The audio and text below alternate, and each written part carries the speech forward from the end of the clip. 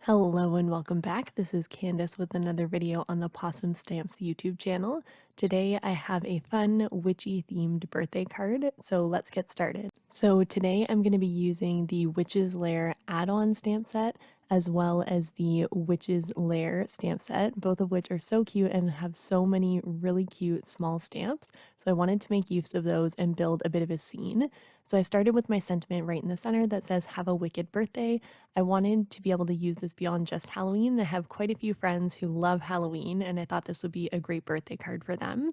I took the shelves from the Witch's Lair set, and I'm just kind of stamping those around my main sentiment, and I'm going to fill those with all of the little stamped images that are included in these sets. Now, this card did involve a lot of stamping, but it didn't take that long, and it was such a great way to use all of these adorable little stamped images to form a scene or a background.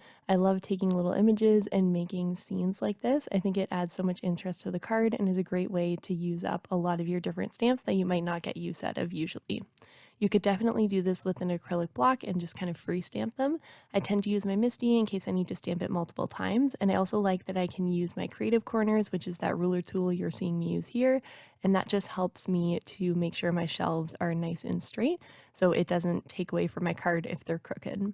So as you can see, I'm coming in with more of those stamped images to fill my shelves in, and you can see I use the acetate packaging to kind of test out what some of the stamps might look like at different spots on my shelves. I just find that a helpful way to kind of test things out and how they might look before I decide and stamp it down with my black ink. To finish off, I am going to come in and hang a couple spiders from the shelves. This one doesn't reach all the way, but I'm going to fill that in with a Copic multi-liner in a minute. And then for the last one, I did stamp over a post-it note to do some simple masking so it wouldn't go through the shelf. You can't see, but I did stamp some of those little swirls in a very light gray ink, which we are going to color over later with some glitter pen. So now we are going to move on to the coloring, and I have my Copic colors out. For all of my shelves, I colored them the same way with these E colors, so I only used one of them on camera because there is a lot of coloring in this video and I didn't want it to take forever. Then I'm going to color the back of my potion jars just to make them look a little bit like glass. I didn't want to use blue, but I did want to give them some depth and dimension, so I used my N Copics as well as my colorless blender. And then I just kind of went to town coloring each of my little potions in different colors. So I colored some green, some pink. You can see what colors I'm using on the sides there. And you can kind of color these to your heart's content. I kind of went with a more playful and colorful sort of color scheme, but you could definitely do anything that you would like for these. What I did was I went in with my lightest color, and then I actually put my darkest color towards the top and the left, and then came in with my second darkest and then blended it out with my lightest, kind of feathering upwards from the bottom. I thought that that gave it a nice bit of interest, and it almost looks like the potions in the bottles are glowing, having the light towards the bottom, which usually you would put the light source toward the top. So I just thought that added a bit of interest. For my crystal ball, I am going over that, and I'm actually adding a swirl over those stars. And later I'm going to come and color those stars with a glitter pen so that they're still there, but I thought the swirl looked really cute. I also colored the bottom of the crystal ball just with a simple brown because I'm going to go over it later with a gold pen just to add a little bit of interest.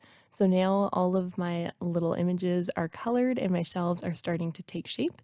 Here I'm coming in with that gold pen, and then I'm going to start my white highlighting. Again, I'm not the best at white highlights. I always second guess myself, but Kavia from the design team has a really awesome infographic on Instagram with how she likes to do these, and she is the best with doing them. So I tend to follow that, and I just add little lines and dots on the sides and where a light source might be. And as long as it looks nice and adds some interest, that's all that matters. So now I am finishing up with my white highlights, and then for the last thing, I'm going to take a jelly roll that is in a Stardust color, and I ended up deciding on purple, and I'm going to color in those little swirls that are kind of coming out of the book, which looks like spells. So I thought that that was really cute and added a little bit of extra glitter to the card. And that is the final card, but of course I had to add some embellishments. This is the Diamond Diva mix, and I added some of the clear ones just at little points throughout the card to fill in some of the gaps. And there is the final card. I hope you enjoyed today's video and this gives you some inspiration for how to use your smaller stamped images. Don't forget to subscribe to the Possum Stamps YouTube channel and give this video a like so you don't miss any future inspiration. And I will see you in another video. Bye!